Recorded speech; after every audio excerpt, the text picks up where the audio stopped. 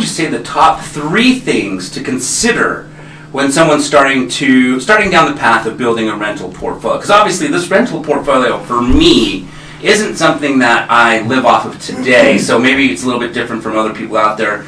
They're living off their rentals. I'm using the rentals to leverage purchasing more rentals, at which point they'll be my retirement one day. Different reasons on why people build a rental portfolio, but whatever that reason is, what do you say is the top 3 things to consider when you're just getting started down that path? Well, I would say if you've got a day job, keep your day job, right? Yeah. People are not thinking 2, 3, 4 years down the road. So financing is a different game, right? You've got to legitimately qualify.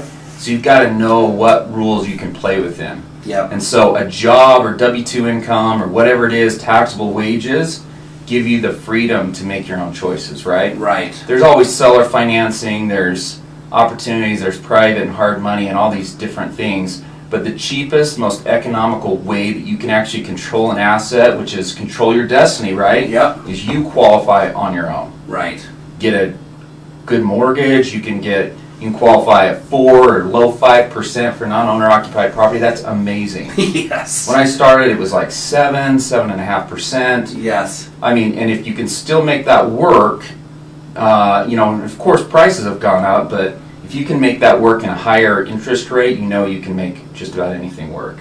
So keep your day job, work Awesome. your side hustle, right? Yep. As your side hustle grows and you're getting more income out of it, I'm same as you, right? Yep. I'm not going to live off my rental income today. Right. Not for the next 15 years, probably. Right. Someday I'm going to tap that, right? Exactly. Maybe the mortgage is going to be paid off. Who knows? Yes. But that income is going to flow back to me. It's just I'm not focusing on it today. I'm building the wealth. I'm letting the tenant pay down my mortgage or pay it off completely. Yep. And then I'll have the cash flow. Yeah. How great is that too? You just said that, like, you buy a house that somebody else pays for it for you. I mean, the concept is amazing. yeah. Like this is stupid, but it's like if your goal is to have $10 million, what's the fastest way to get $10 million? To borrow it. It's to borrow $10 million and then have somebody else pay it off for you. Yeah. That's what a rental is, right? Right. That's income producing real estate. That's amazing. There's nothing else like it. I've studied like 75% of all wealth is held in real estate. You go downtown in any city, the names of buildings are financial institutions. They're life insurance companies. There's a reason why more of our money is in real estate than anywhere else in our economy. That's fantastic. Fantastic. Okay, so first tip you would say is don't quit your day job, which I love because so many people quit thinking this is the cash flow that's going to help them not have a day job anymore. Because a lot of people preach that, hey, get this cash flow to retire you today. Yeah, nothing wrong with that, but it doesn't always work out that way. Then you have one vacant property and all of a sudden you're like, oh, crap, I'm short on money this month. So what's the second thing that you would say is something someone should consider? Well, be disciplined with your money. It's like we talked about these financial mistakes that the average person makes in every decade of their life. Yep. You've got to be disciplined. So we've all made mistakes, right? Like I built a huge custom home and I was single and it was dumb. It was dumb for me, right? Mm-hmm. Like I literally live in a house half that size now. And I'm happy doing it because I don't have to think about the payment. Right. Super affordable. We can travel and do things, so it provides some freedom. Yes. And it looks great for me. Yes. Right? So I have flexibility to buy that rental or do something with maybe a development or hire another staff member because I want to ramp up and I'm not worried about my short-term cash. Right. Okay. Fantastic. Just out of curiosity, just so the listeners can hear, and more for me too. Sure. That mistake that you called a mistake, you built a custom home. Did you sell it to correct the mistake, or is it a rental? Yeah, we sold it. It just was an area I didn't really know I wanted to be in, and no offense, it was just like, it was in Traverse Mountain. I loved the house, just didn't love the location. I was like, gosh, I'm driving to Salt Lake. Yeah. 7, 8, 10 times a week, right? Sometimes twice a day. Yeah. And I'd rather drive to Utah County like 2 or 3 times a week rather than reverse. Right. So cool. So it was great. Land was considerably more economical than it is, where I live now. But I like convenience, right? I don't Yeah. like commute times. I don't like traffic. So I don't know. I pay a little extra for some convenience. That's great. No, I love that. Okay, awesome. So then what would you say is the third thing someone should consider? Self-education. I love that.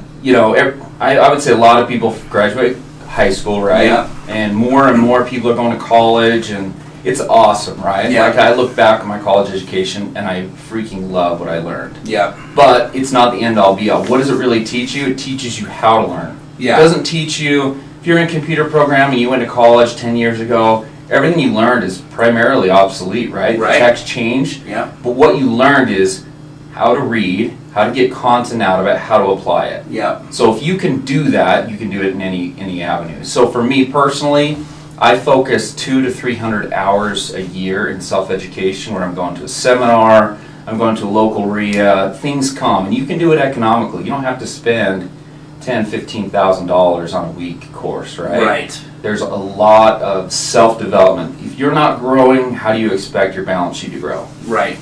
I love that. It's interesting because once people typically stop going to school, whether it's high school, whether it's college, I've had a conversation with a handful of people, a bunch of people, I should say, and it's amazing how many of them don't self-educate anymore. Once they finish school, they got a job and they just don't educate anymore themselves, right? They know what they're going to do tomorrow, not their 9 to 5. Maybe they're just turning on the TV and self-medicating, right? Yeah, that's right. And I remember reading an article or a book, I can't remember, it was a long time ago. It was one of Donald Trump's real estate books that I was reading, or articles on Those real are estate. actually pretty good. Yeah.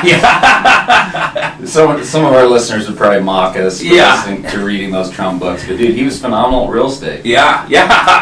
And one of the things that I learned that he did is he reads 2 hours every single morning to continue his education on real estate. And I was like, this guy's at the top. He was at the top of his game, probably still is at the top of his real estate game, but continually growing his knowledge in the world of real estate, which is really impressive. Dude, I have to interrupt you. There Please. was something, I think I read this when I was going to Alaska like 12, 13 years ago.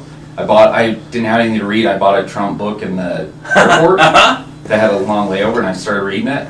And like, one of the most amazing things he did was he bought air rights of neighboring buildings so he could build one of the largest towers in New York. No way. It was the most revolutionary thing that had been done in New York. It was just amazing how you can think outside of the box and really develop something that nobody else has done. Yeah. And if we take that's fantastic. And if we take the same concept with sports, think about it. Like Michael Jordan, Tiger Woods, these guys that were at the top of their game still had a coach, a mentor, a teacher, an educator, right? They were still self-educating, practicing, and arguably at the time they were playing the best ever, and still trying to grow more. So I think self-education. I love that. That was your third thing, is constantly be studying.